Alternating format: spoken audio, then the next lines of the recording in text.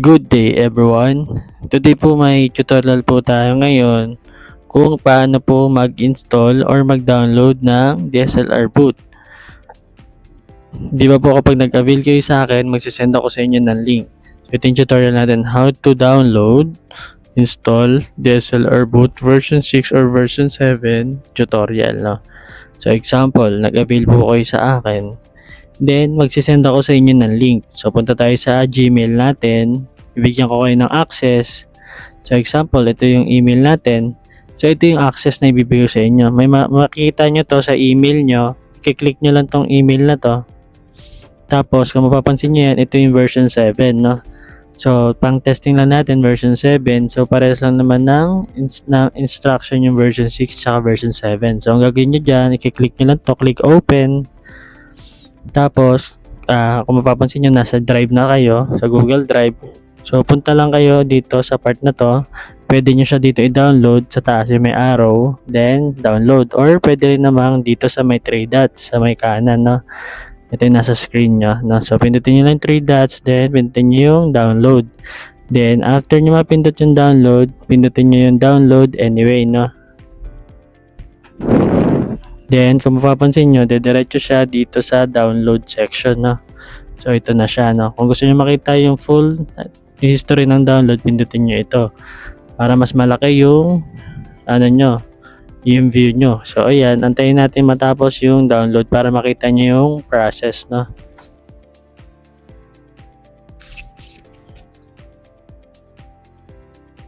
So, ayan. Makikita nyo pag tapos na ma-download, ito yung may nakalagay na sa ditong notification na done, no? Or dito, ayan, makikita nyo buo na siya, no? So, ang gagawin nyo lang, minimize nyo tong browser. Then, punta kayo sa folder po ninyo, no? Hanapin nyo yung download folder. So, download tayo. So, kung napapansin nyo, naka-zip siya, no? Ito yung version 7 natin, no? Ang gagawin natin, gawa kayo ng folder, tapos lagyan nyo ng version 7.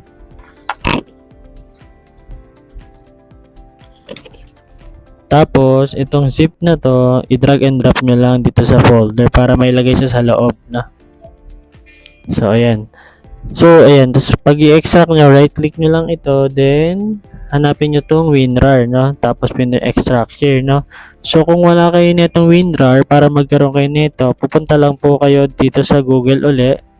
Then, itatype nyo po dito sa may, ay WinRAR download. WinRAR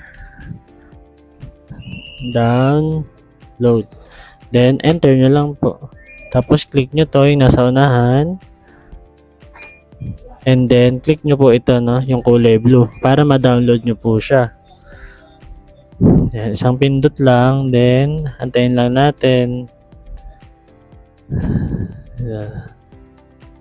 Ayan. So, kung papansin nyo, nag-download na siya dito, no? Ayan. So, antayin natin para makita nyo yung buong proseso. Ito tayo. So, mabilis lang naman ito ma-download. Basta mabilis din yung internet nyo. Sa akin kasi medyo mabagal yung internet. Naka 2 Mbps lang yata yung internet speed natin. Kaya ganito lang kabagal.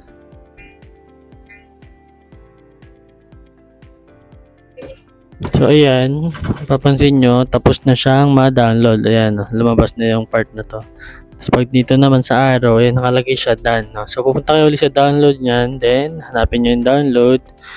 Then, kunyari, ito na yun. Na-download nyo na. So, ang gagawin nyo dyan para ma-install, right-click nyo lang. Then, run administrator. Yan, para ma-install nyo siya. Tapos, pindutin nyo yung yes. Pag napindot nyo yung yes, magaganyan siya. Then, install nyo lang. Tapos, pag lumabas to, okay nyo lang. Then, done. So, ibig sabihin niya, na-install nyo na yung WinRAR. So, magkakaroon na kayo nito para ma-extract nyo yung version 7. Right-click nyo siya. Then, magkakaroon na kayo nito.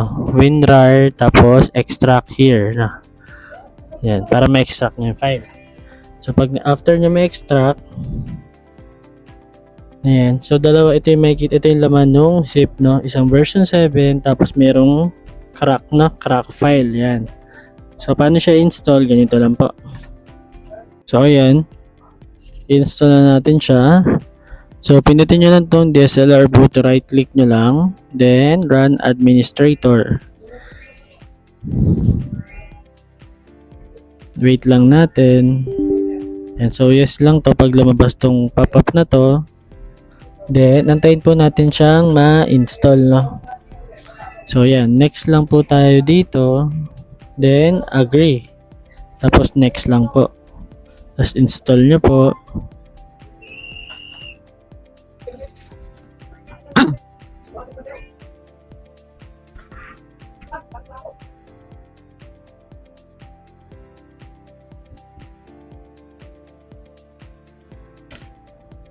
So, ayan. After nyo ma-install yung DSLR boot version 7, maglalagay yan, installation completed. So, huwag nyo i-start yung application, no? Pindutin nyo lang po yung finish. Then, after nyo po dyan, ito na. Itabi lang muna natin itong folder na to. So, dito na to tayo. Pupunta po kayo dito sa DSLR boot na crack, no? Open nyo lang itong folder na to. Kapag ka na-open nyo na itong DSLR boot crack, ang gagawin nyo, pupunta kayo sa desktop. So, hanapin nyo yung icon ng DSLR boot. So, ito siya. So, i-right click nyo lang tong icon. Then, pag na-right click nyo na siya, yan yung lalabas. Then, hanapin nyo yung open file location, no? Yan. So, ibig sabihin yan, dito siya na-install, no? So, ang gagawin nyo lang, punta kayo dito sa crack file, then, highlight nyo lang, then pindutin nyo yung copy. Then punta kayo dito sa may open file location, then right click nyo lang dito sa may walang nakasulat. Tapos, or pindutin yung control V, no? Ipi-paste nyo lang or control V. Then, replace files in the destination, no? Then, continue lang po. Tapos, once na nakopy nyo na po yan, ay ibig sabihin, tapos na po yung ating installation, no? Ang sunod na gagawin natin is iti-testing na natin siya, no? So, open nyo lang DSLR boot, pwede nyo na siyang gamitin.